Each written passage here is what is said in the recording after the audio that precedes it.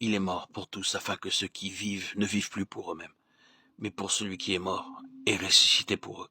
2 Corinthiens 5, 14, 15. L'œuvre de séparation de l'âme et de l'esprit est faite par le Seigneur lui-même. C'est son esprit qui interprète la parole de Dieu, épée vivante, pénétrant les recoins les plus cachés de l'être immatériel. Mais il est nécessaire que l'homme collabore activement à cette œuvre de délivrance. L'Esprit de Dieu ne peut agir que si l'homme y consent. Et voici les conditions nécessaires de cette collaboration.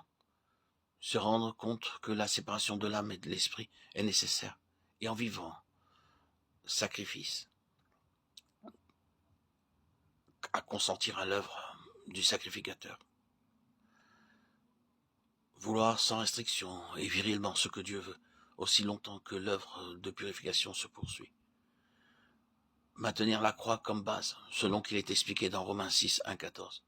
De même que le croyant s'est reconnu comme mort au péché, Romains 6, 11, et qu'il veille à ce que le péché ne règne plus en son corps mortel, la chair étant crucifiée avec ses affections et ses convoitises, Galates 5, 4.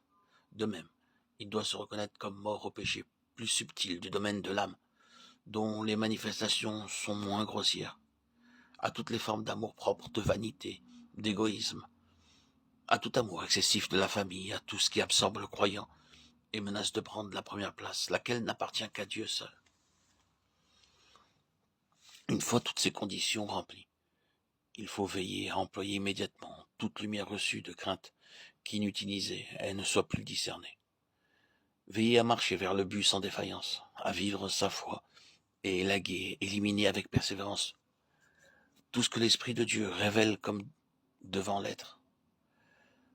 Toute intrusion de vie naturelle, résolue à ne plus être animée que par la vie de Christ. Je suis le cep, vous êtes les sarments, dit le Seigneur.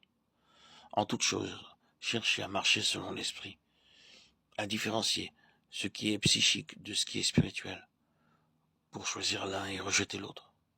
Comprendre les lois de l'Esprit, pour y marcher et devenir vraiment spirituel.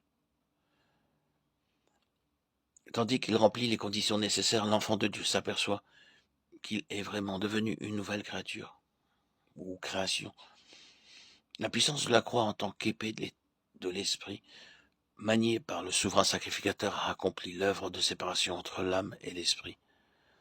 Elle a atteint la vie psychique naturelle, jusque dans les jointures et les moelles, jusqu'aux recoins les plus cachés, et dans tous les domaines de l'activité, jusqu'aux moelles des affections, jusque dans l'intelligence et les pensées, intentions et conceptions, les résolutions et les sentiments. Et maintenant, avec une facilité de plus en plus grande et avec joie, le disciple accomplit ce que Dieu demande, portant chaque jour la croix selon qu'il est conduit, discernant mieux chaque jour qu'il est mort avec Christ. Son esprit se sépare toujours plus de l'âme pour s'unir davantage au Seigneur ressuscité.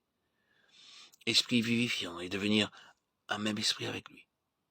Donc, un instrument de choix pour l'action de Christ, dans un monde qui meurt loin de Dieu et dont les besoins sont immenses.